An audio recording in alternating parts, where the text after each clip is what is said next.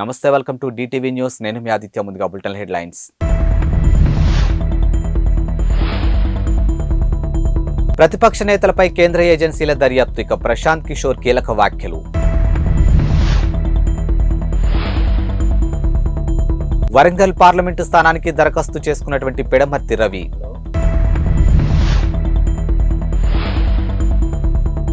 HMDA joint commissioner ఆమ్రపాలికి HCCL బాధ్యతలు. మెదక్ జిల్లా వెల్దుర్తి నూతన ఎస్ఐగా బాధ్యతలు స్వీకరించినటువంటి నవతా గౌడ్ ను కాంగ్రెస్ పార్టీ నాయకులు మర్యాదపూర్వకంగా కలిశారు. ఇక ఆమెను శాల్వాతో ఘనంగా సన్మానించి శుభాకాంక్షలు, మండల వ్యాప్తంగా గ్రామాల పరిస్థితిపై చర్చించుకున్నారు. ఇక శాంతి భద్రతలు కాపాడేందుకు ప్రజలు, ప్రజాప్రతినిధులు సహకారం అందించాలని ఆమె సూచించారు. ఇక గ్రామంలో నేరాలు అదుపు చేసేందుకు కృషి చేస్తామని, సీసీ కెమెరాలు ఏర్పాటు చేసుకోవాలని సందర్భానికి వారికి సూచించారు. ఇక ఇలాంటి సమస్యలు వచ్చినా తమ దృష్టికి తీసుకురావాలని, వాటిని పరిష్కరించేందుకు కృషి చేస్తామని ప్రజాప్రతినిధులకు హామీ ఇచ్చి ఈ కార్యక్రమంలో కాంగ్రెస్ పార్టీ జిల్లా నాయకులు హనుమన్నగారి నరేందర్ రెడ్డి, రాష్ట్ర ఫిషర్ మ్యాన్ కార్యదర్శి తలారి మల్లేష్, వైసీపీ సుధాకర్ గౌడ్, మండల అధ్యక్షుడు మహేష్ రెడ్డి, సీనియర్ కార్యకర్తలు నంబూద్రి అన్వేష్, సుదర్శన్, ఇతర కాంగ్రెస్ కార్యకర్తలు పాల్గొన్నారు.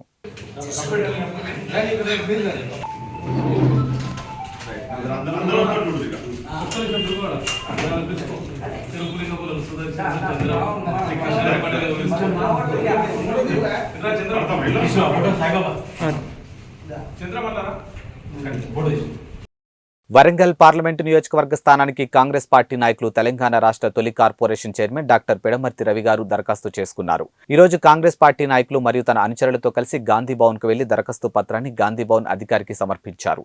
ఈ సందర్భంగా పిడమర్తి రవి మాట్లాడుతూ తనకు ముఖ్యమంత్రి వర్యులు గౌరవనీయులు శ్రీ రేవంత్ రెడ్డి గారు మరియు రెవెన్యూ శాఖ మంత్రివర్యులు పొంగులేటి శ్రీనివాస్ రెడ్డి గారి ఆశీస్సులు ఉన్నాయని అన్నారు. వరంగల్ ఎస్సీ పార్లమెంటు నియోజకవర్గ పరిధిలో అత్యధిక దళితులు ఉన్నారని, అదేవిధంగా తెలంగాణ ఉద్యమకారులు ఎక్కువ ఉన్న ప్రాంతం కావడం నాకు కలిసి వస్తుందని అన్నారు. ఖమ్మం పార్లమెంటు స్థానానికి మాజీ టీపీసీసీ మాజీ కార్యనిర్వహణ అధ్యక్షులు జెట్టి కుసుమకుమార్ ఈ రోజు అప్లికేషన్ దాఖలు చేయడం జరిగింది.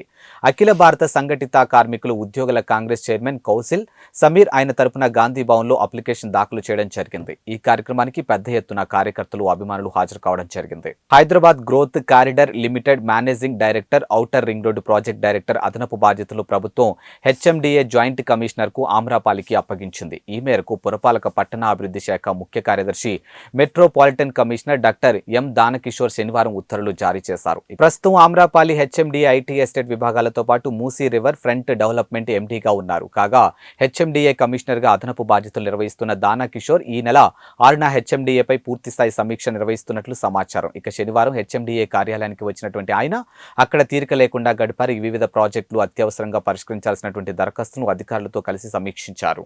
భారత్ లో ఇతర సీఎంల కంటే అత్యధికంగా ఎక్స్ ఫాలోవర్స్ సొంతం చేసుకున్నటువంటి యూపీ ముఖ్యమంత్రి యోగి ఆదిత్యనాథ్ దేశంలోనే అత్యంత పాపులర్ సీఎంగా నిలిచారు. ఇటీవల ఆయన వ్యక్తిగత ట్విట్టర్ అకౌంట్ ఫాలోవర్ల సంఖ్య 27.4 మిలియన్ మార్కు దాటింది. ఇక ఢిల్లీ ముఖ్యమంత్రి అరవింద్ కేజ్రీవాల్ యోగి తర్వాత స్థానంలో నిలిచారు. ఇక కేజ్రీవాల్ వ్యక్తిగత ఎక్స్ అకౌంట్ ను 27.3 మిలియన్ మంది ఫాలో అవుతూ ఉన్నారు. ఇక 24.8 మిలియన్ ఫాలోవర్లు ఉన్నటువంటి రాహుల్ గాంధీ కంటే కూడా యోగి ముందే ఉన్నారు. ఇక యూపీ మాజీ ముఖ్యమంత్రి అఖిలేష్ యాదవ్ కు 19.1 మిలియన్ మంది ఫాలోవర్స్ ఉన్నారు. ఇక యోగి వ్యక్తిగత అకౌంట్ తో పాటు ఆయన వ్యక్తిగత ఆఫీస్ అకౌంట్ ను కూడా నెటిజన్లు పెద్ద సంఖ్యలో అనుసరిస్తూ ఉన్నారు. ఇక 1 కోటి మందికి పైగా ఆఫీస్ అకౌంట్ ను ఫాలో అవుతూ ఉన్నారు. ప్రతిష్టాత్మక పద్మ విభూషణ్ పురస్కారానికి ఎంపికైనటువంటి సందర్భంగా సినీ నటుడు చిరంజీవి శనివారం రాత్రి హైదరాబాద్ లో విందు ఏర్పాటు చేశారు.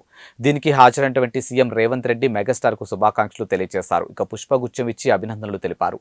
మెగాస్టార్ కు ఈ అవార్డు రావడం మనందరికీ గర్వకారణమని వ్యాఖ్యానించారు. ఇక సినీ హీరో రామ్ చరణ్ తో కూడా కొద్దిసేపు ముచ్చటించారు. ఈ కార్యక్రమానికి కేంద్ర మంత్రి కిషన్ రెడ్డి, శాసనసభ స్పీకర్ ప్రసాద్ కుమార్ తో ఉప ముఖ్యమంత్రి బట్టి విక్రమార్క, మంత్రులు కోమటిరెడ్డి వెంకటరెడ్డి, ఉత్తమ్ కుమార్ రెడ్డి, శ్రీధర్ బాబు, మాజీ మంత్రి డీకే అరుణ, సినీ నిర్మాత టి సుబ్బిరామిరెడ్డి, పలువురు సినీ రాజకీయ ప్రముఖులు హాజరయ్యారు. ఇండియా టీవీకి చెందినటువంటి ప్రఖ్యాత ఆఫ్కి అదాలత్ షోలో పాల్గొన్న ఎన్నికల వ్యూహకర్త ప్రశాంత్ కిషోర్ కేంద్రం దర్యాప్తు ఏజెన్సీలకు సంబంధించినటువంటి పలు కీలక వ్యాఖ్యలు చేశారు. ఇందిరాగాంధీ హయాంలోనే కేంద్రం ఏజెన్సీలు దుర్వినియోగం అయ్యాయని తెలిపారు. స్థాయిల్లో భేదాలు ఉండొచ్చు, కానీ అప్పుడు జరిగింది ఇప్పుడు జరుగుతుందని అన్నారు. ఈ వ్యవహారంతో సామాన్యులపై ఎటువంటి ప్రభావం ఉండదని కూడా పేర్కొన్నారు. అయితే ఆరోపణలు ఎదుర్కొంటున్నటువంటి వారు బీజేపీలో చేరాక దర్యాప్తు నిలిచిపోతేనే సమస్యలు మొదలవుతాయని చెప్పారు. ఇక JMM chief Hemant Soren, RJD chief Lalu Prasad Yadav, Delhi CM Arvind Kejriwal వంటి ప్రతిపక్ష నేతలపై కేంద్రం ఏజెన్సీల దర్యాప్తు కొనసాగుతున్న నేపథ్యంలో ప్రశాంత్ కిషోర్ ఈ వ్యాఖ్యలు చేశారు. హైదరాబాద్లో దొంగ నోట్లు చలామణి చేసేందుకు ప్రయత్నిస్తున్నటువంటి ఇద్దరు నిందితులను బాలానగర్ ఎస్ఓటీ అల్లాపూర్ పోలీసులు తాజాగా అరెస్ట్ చేశారు. ఈ కేసులో ప్రధాన నిందితుడు 150 సార్లు వెబ్ సిరీస్ చూసి దొంగ నోట్లు ముద్రించడం ప్రారంభించినట్లు గుర్తించారు. ఇక అల్లాపూర్ సిఐ శ్రీపతి ఆంజనేయులు తెలిపిన వివరాల ప్రకారం వరంగల్ జిల్లాకు చెందినటువంటి వనం లక్ష్మీనారాయణ కొన్నేళ్ల క్రితం నగరానికి వలస వచ్చాడు.